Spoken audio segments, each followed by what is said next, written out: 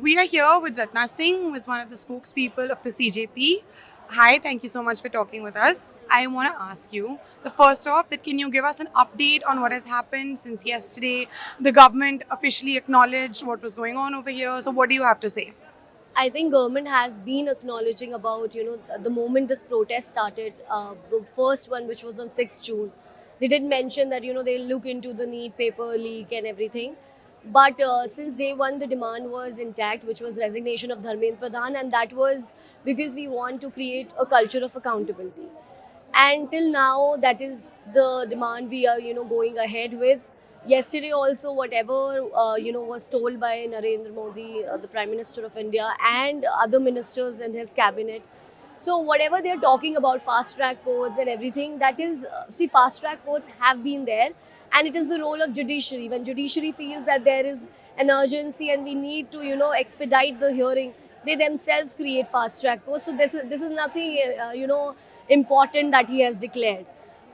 When it comes to accountability, that is missing. Like every statement that these people are giving, they're not taking saying that they would take responsibility for what is happening and ask the minister who's not able to perform his duties and get another minister over here.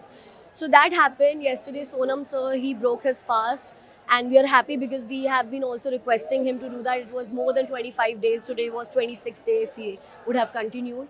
So we are happy that he finally broke his fast. And in the morning now, Saurav and Ashutosh, they have gone for a meeting. We had asked, JP Nadda to decide a common, place to have talks, and they decided for Constitution Club. So they have gone there. So let's see what comes out from there. You spoke about accountability, but what about change? Supposing you do get your demand and the education minister does resign, what happens then? Are you planning to stick around to fix the system? What's going to happen after that?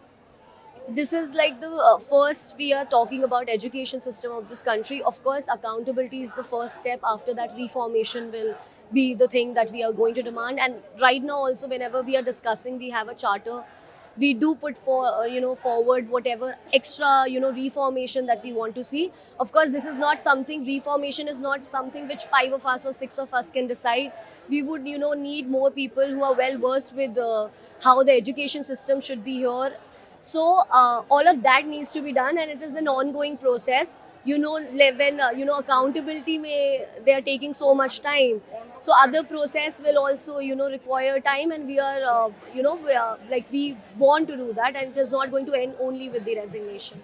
Yeah, so that's what I'm saying. It won't end with the resignation. You're saying you want reformation, but what is the plan to get there? Okay, six of you can't decide. So, how will you get together the people who will decide? All of that is happening. We don't want to talk about it a lot on media right now because we know we say one thing and the other thing comes out.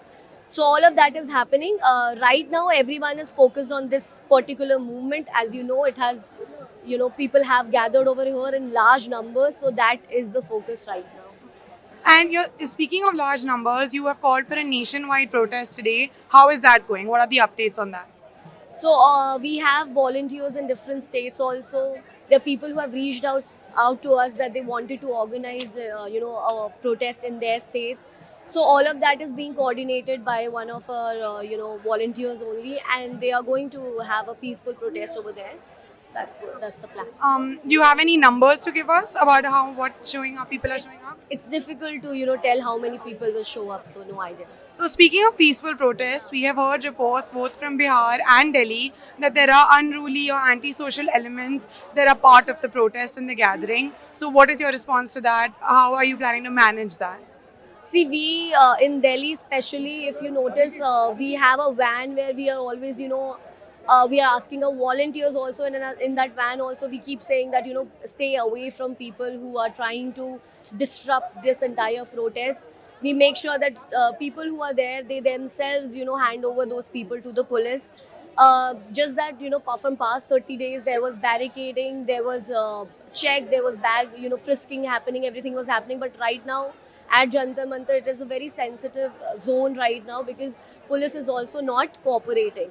So it has all come down to the citizens. So police, like the police of this country, like their duty is to maintain law and order.